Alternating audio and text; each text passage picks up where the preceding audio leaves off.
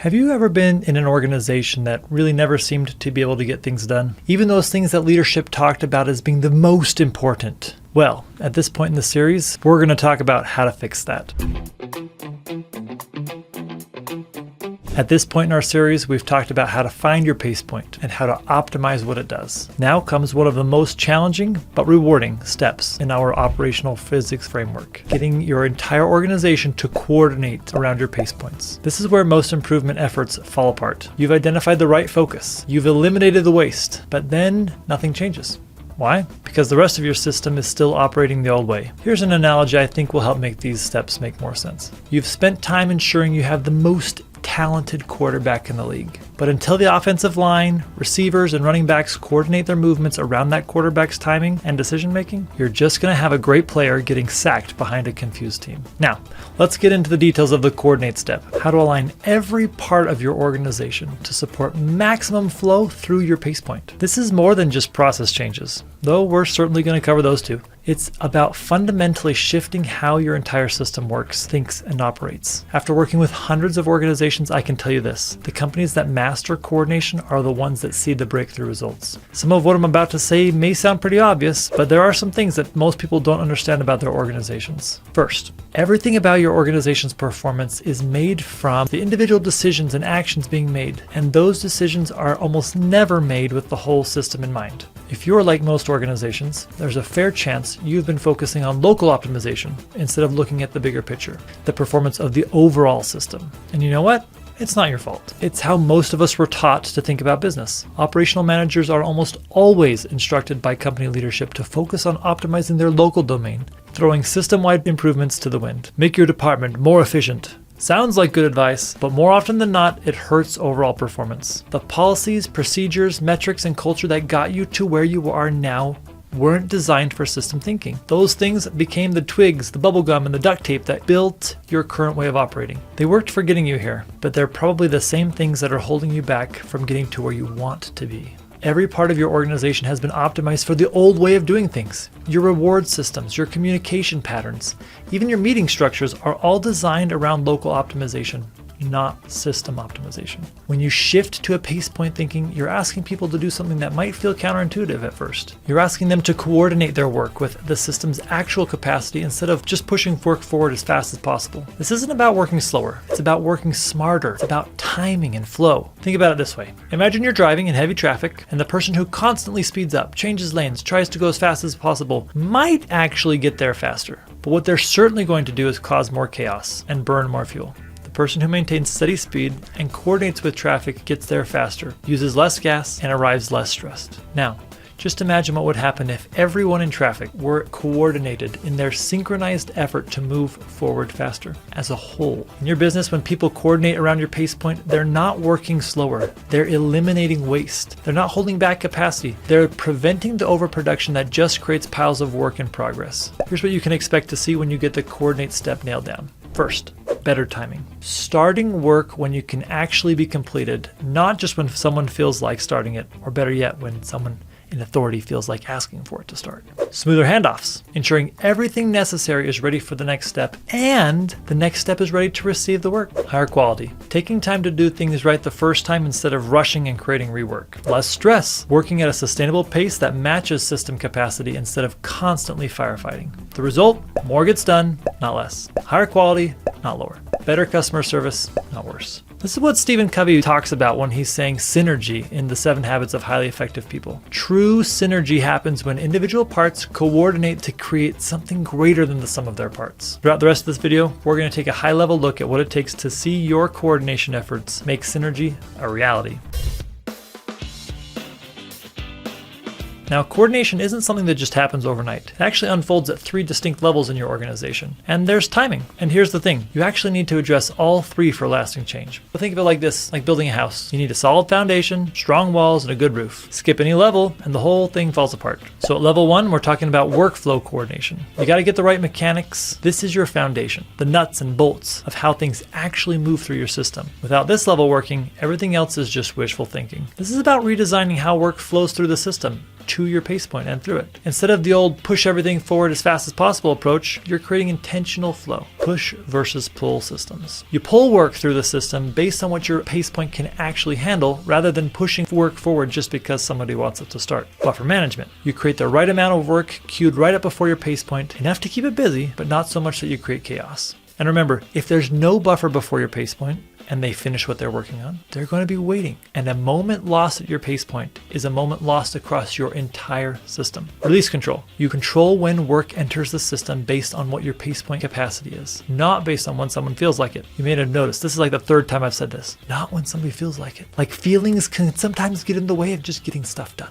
But why does this level matter? Because without proper workflow coordination, you're just moving the chaos around faster. You need the foundation before you can optimize anything else. At level 2, we're talking about resource coordination. Once your workflow mechanics are solid, you need to make sure your equipment, your people, and other resources are pulling in the same direction. This is where you align your assets to support your pace point. This often means making decisions that look suboptimal locally, but when you zoom out, they optimize the entire global system. Strategic skill development. Your most talented people create the biggest impact when they focus on the work that only they can do, while building systems and developing others to handle everything else. This multiplies their value across the entire organization. Intelligent equipment utilization. Your most efficient equipment creates the biggest impact when it operates in harmony with your pace point, rather than creating chaos and piles of work downstream. This maximizes your total system output, not just individual machine output. Resource prioritization. Your pace point gets first access to the resources it needs, whether that's the best materials, priority scheduling, dedicated support staff, or immediate attention when issues arise. Why does this level matter? Because you can have perfect workflow design, but if your resources aren't aligned to support it, you'll still get bottlenecks and frustration. This level ensures your assets work together, not against each other. At level 3, we have cultural coordination, how people think. This is the deepest level, and honestly, the most important for long-term success. This is about shifting the mindset and culture of your organization from local optimization to system optimization.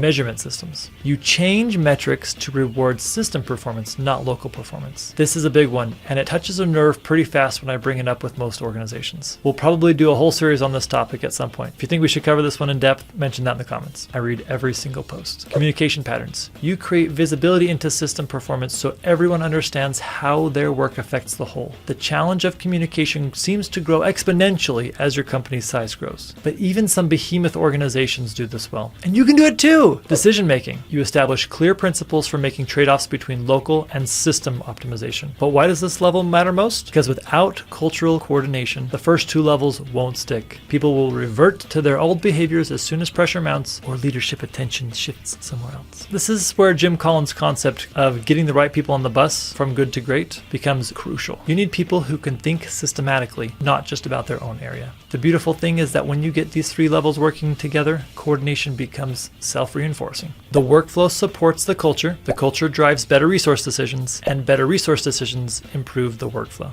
It becomes a virtuous cycle that gets stronger over time. Now, here are some practical coordination strategies.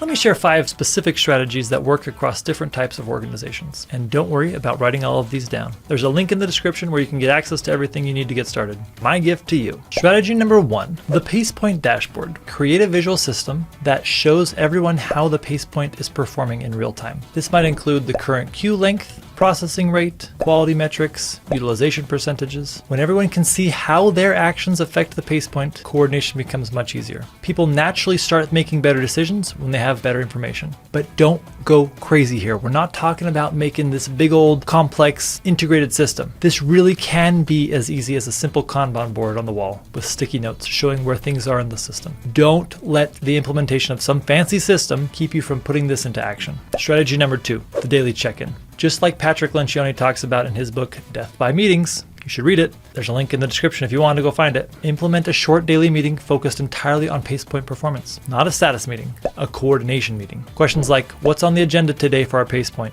What, if anything, is blocking the pace point today? What support does it need? And how can we better coordinate our work? Keep it short, 5 to 10 minutes at most, and action focused. Strategy 3, the coordination protocol. Develop clear guidelines for when and how other parts of the system should coordinate with the pace point. This might include priority rules for resource allocation, decision decision-making hierarchies, escalation procedures. Make it explicit, not implicit. People need to know exactly what's expected when conflicts arise, and they will arise. If you don't literally have a standard operating procedure or an SOP, it's not going to happen like it should. And don't get crazy here, just a high-level bullet points will usually do in your SOP.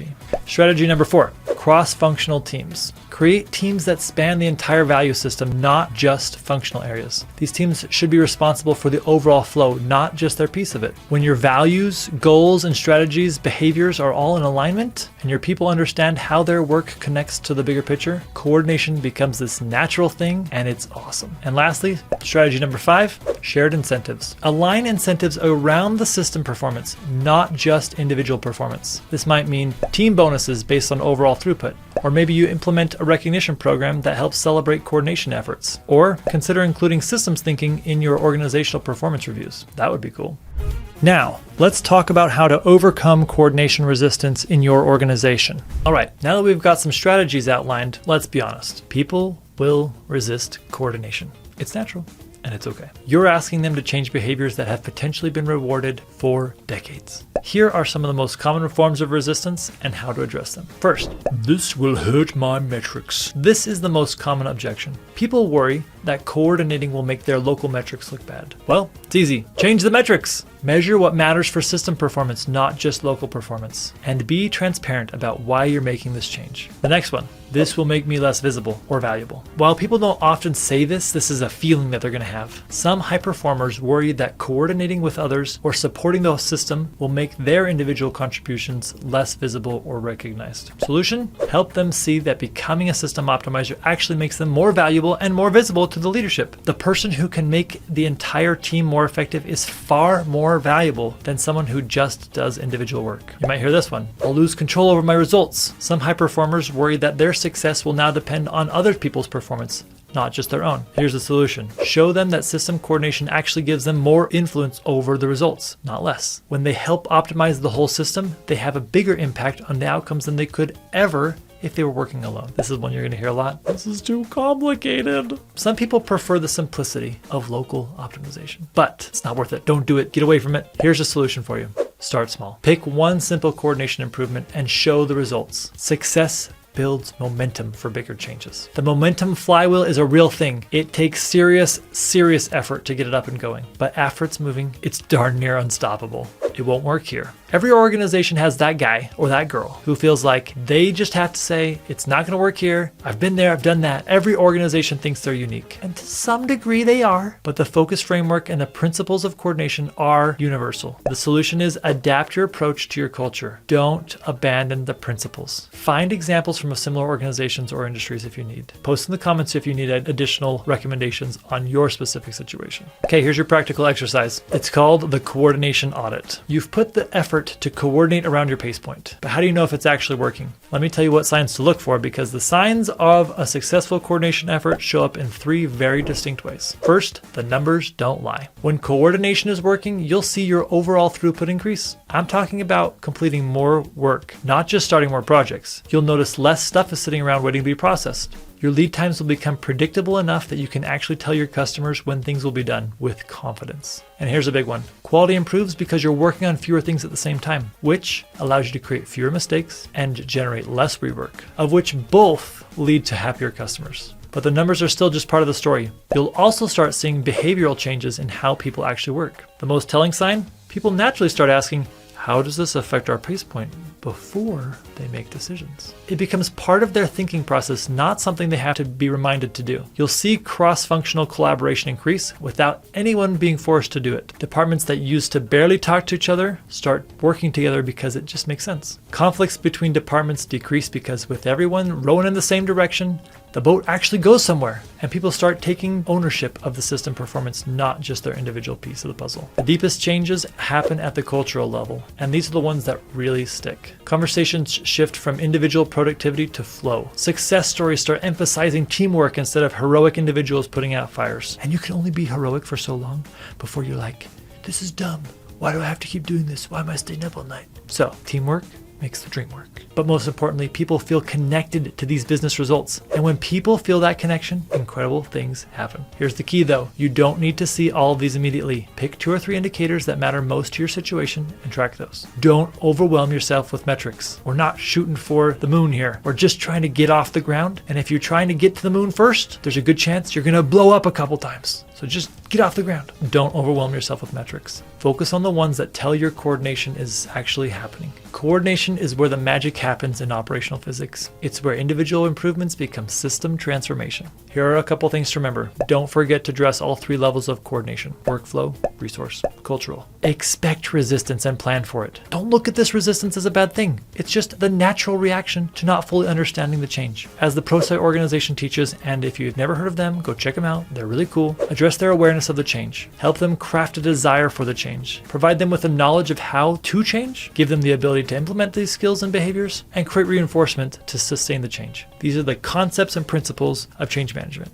Next, start small and build momentum, but always be thinking systematically. Measure what matters most for system performance, and don't go crazy on how many metrics you're going to watch, because the more you have to look at, the harder it is to focus. Be a little patient. Cultural change takes time. When organizations master coordination, they don't just improve their performance, they transform their entire way of working. They become more agile, more resilient, and more capable of sustained growth. Next time, we'll explore how and when to upgrade your PacePoint capacity, the 4th step in our focus framework. Bing. Click that button if you want to watch it. Until then, remember, when you coordinate around your PacePoint, you've got a real chance to transform your entire organization for success. Go get them. If you found that helpful, I'm on a mission to make your life better. Check out this video to learn more.